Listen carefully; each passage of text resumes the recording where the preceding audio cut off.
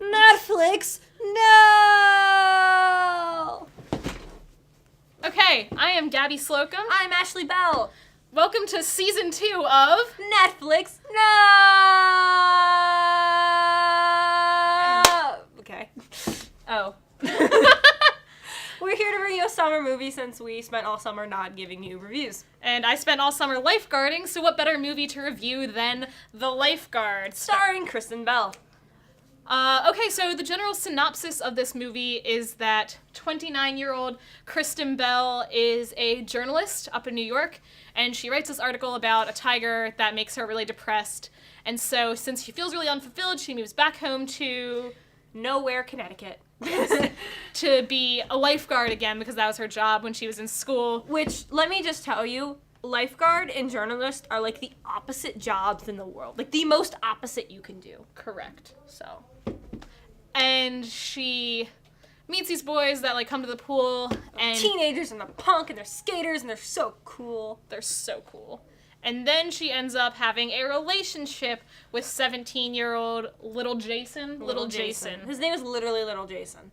Creepy. Literally. Remember, she's 29, he's 17. It is legal because the age of consent is 16 in Connecticut. We checked. And I don't know why the movie was trying to get the cops involved. I guess they didn't check. But whatever. Doesn't make it any less uncomfortable for the viewers. Yeah, I mean, he does look older than his age because he probably is the an actor is 21 older. in the movie. But still, I don't know.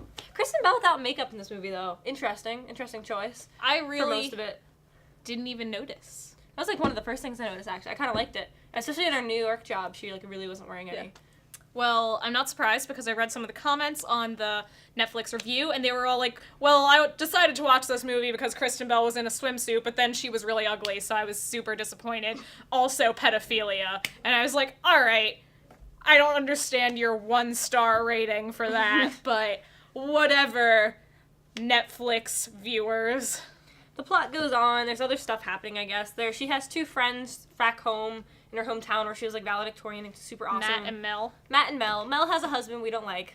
Yeah. But we like Mel. Ashley I really like Mel. She was one of the characters I could relate to the most. Just kind of like doing everything society tells you to, doing the right things, going for, trying to have a family, she's vice principal of the school, she's doing everything right and still not feeling like she means anything at all. So she's like, I want to be free, I want to try these other things. And the husband's like, no, stick to society's guidelines, we'll get there eventually. On the flip side of that coin, we have Matt, who's not really living up to any of society's expectations. He is gay, but in the closet. He works at an art gallery, which seems to be a job that he had wanted to have. I think they bring that up. But he doesn't do anything because no one's ever there. So everyone is really unfulfilled in their life. The 3 adults are really unfulfilled. The 2 teenagers that we see are trying to go to Vermont. They're trying to leave this town, and the adults are like, no, stay here for an education, because I think they really just want to push on the fact that, this is what we're doing, and even though it's not working for us, it should be working, so we want you to do it too, because it's supposed to work. It's a very indie movie. It has a great soundtrack. I am obsessed with the soundtrack. The cinematography was very pretty. It felt very, really, really good film student in college. Like on some of the scenes though, they were like, okay, sky, back to the water, sky, back to the water, and I'm like, why? Okay. See, I really liked it because I don't know about any of that. But well framed, at least. I feel like the entire movie is really about just trying to meet society's expectations and failing at that, and what that's like, and how you can bounce back from that, and the things you can do to make yourself happy rather than the things that are expected of you.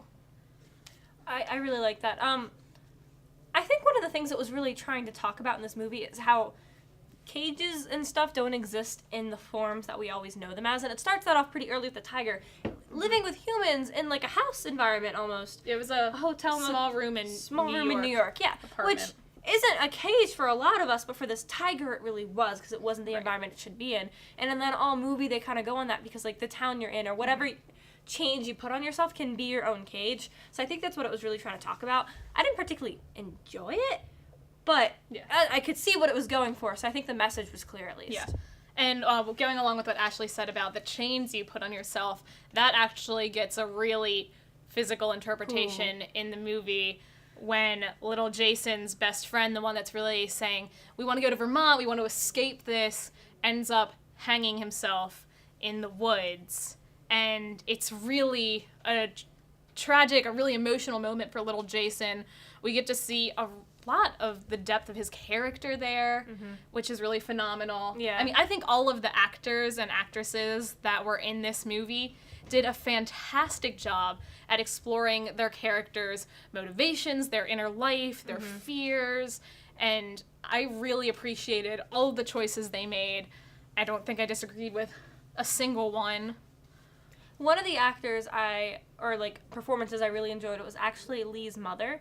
She had this really powerful moment and she was telling Lee to, like, move out of the house, like, no, you have to go, because she had done the mother thing for so long, and now it was, like, her life was changing and she was going in this direction, but Lee kind of came back and out of nowhere and changed that, and I know that she wasn't, like, it was hard because it sucked for Lee, obviously, to just be told out of nowhere to leave, but her actions were so immature. Lee's, like, she was acting like a teenager again, because that's what she was trying to go for, and I can see why the mother felt so in need of not having that with her, because she was trying so hard to change her life.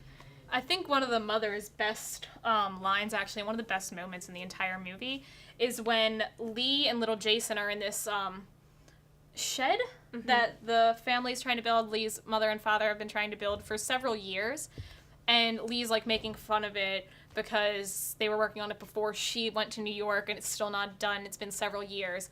And the mother tells her, well, it's not yours to mock. Yeah, it's not yours to be embarrassed about. It was her embarrassment. You know, she's the one who wanted to get it done, and it still hasn't been done. And I really did like that part, too. The movie felt really slow to me. I'm not going to lie. I felt, even though it was not a long movie, it was like an hour and a half barely, it still felt like it went on for a really long time, which maybe it was going for that, but I personally didn't enjoy. So. I really enjoyed it. I felt like the pacing was good. I think the way that it can seem slow, is because it makes you so uncomfortable. When everything is happening with Lee and Jason and their relationship, you are just, like, internally cringing because you know, I mean, while it's not technically legally illegal in Connecticut, you feel this deep sense of, well, is she really just, like, kind of using Jason to get something that she feels like she didn't have? I mean, she does mention at some point in the movie when she's talking to Matt and Mel that she was a virgin when she graduated from high school, and I'm wondering if she's trying to get back some of that, like, innocence, or trying to change the past a little bit. Yeah, I think a lot of it is just, like, trying to, I mean, just relive her youth, but in a different way. Like, what she didn't do because it didn't get her where she wanted to be, or where she thought she was supposed to be, or something like that. So the movie starts with the tiger death, and it ends with Jason's friend's death. So I think it's really setting you up for the whole, the cage aspect, and the death, and, like, how it affects you,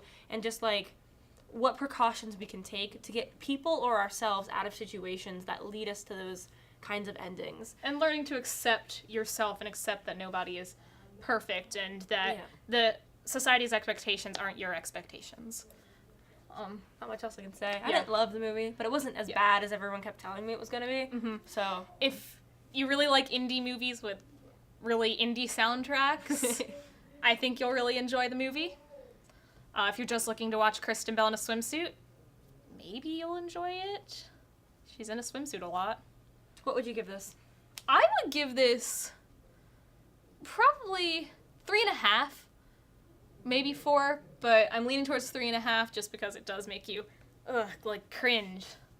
Yeah, I'm gonna say, you know what, just to round it off well, because you're gonna say 3.5, I'm gonna say 2.5, so then it's at 3 stars, or 3 O's, sorry. So it's gonna be 3 O's.